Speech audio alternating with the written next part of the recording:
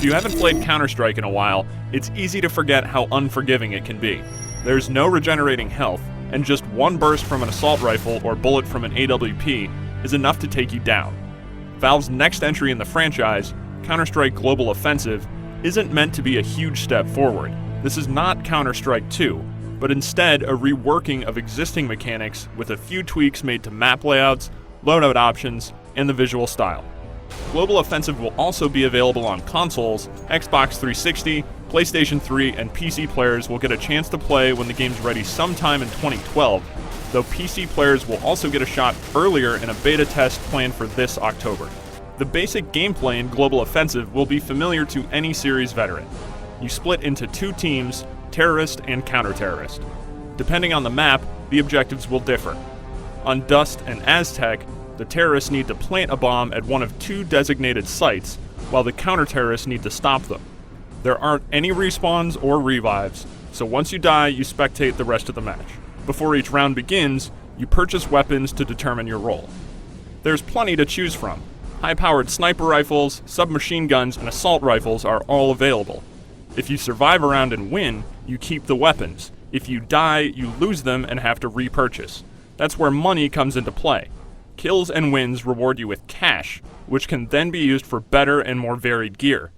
This includes standard explosive grenades, flashbangs, and smoke, as well as a new gear item, the Molotov cocktail. This weapon can have a significant effect on the field of play. It does damage over time to anyone standing on the flames it creates, though once you step off the fire, the damage over time stops. More than a direct damage weapon, it seems to be effective as a deterrent. Because no player is going to want to run across a carpet of fire, the Molotov seems like it could be really useful for map control and defense. Speaking of maps, Valve's made a few changes to the Dust and Aztec maps that longtime players might appreciate. The underpass area on Dust has been widened significantly, and a new stairwell leading up from the underpass serves as a great exit point for terrorists who would previously have been pinned down by counter-terrorist snipers. Other returning maps, like Dust 2, have barely been touched aside from the new visual style, and fans can expect to see Nuke, Inferno, and Italy in the game when it launches. There's more in store too, but Valve isn't discussing it quite yet. When setting up games, Global Offensive will include a matchmaking system that drops you into 5-on-5 fights. You'll have a skill ranking, so ideally you'll be shooting players of appropriate skill levels, and bots of corresponding difficulties will be subbed in when human opponents aren't available. For anyone who finds 5-on-5 matches to be too restrictive, custom games can be set up on PC, though console players won't have this ability.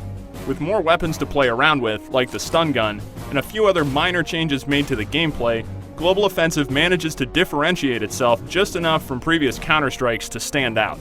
Even with changes, this still feels very much like Counter-Strike. Fast, punishing, and a lot of fun. For more details on Global Offensive, head over to IGN.com.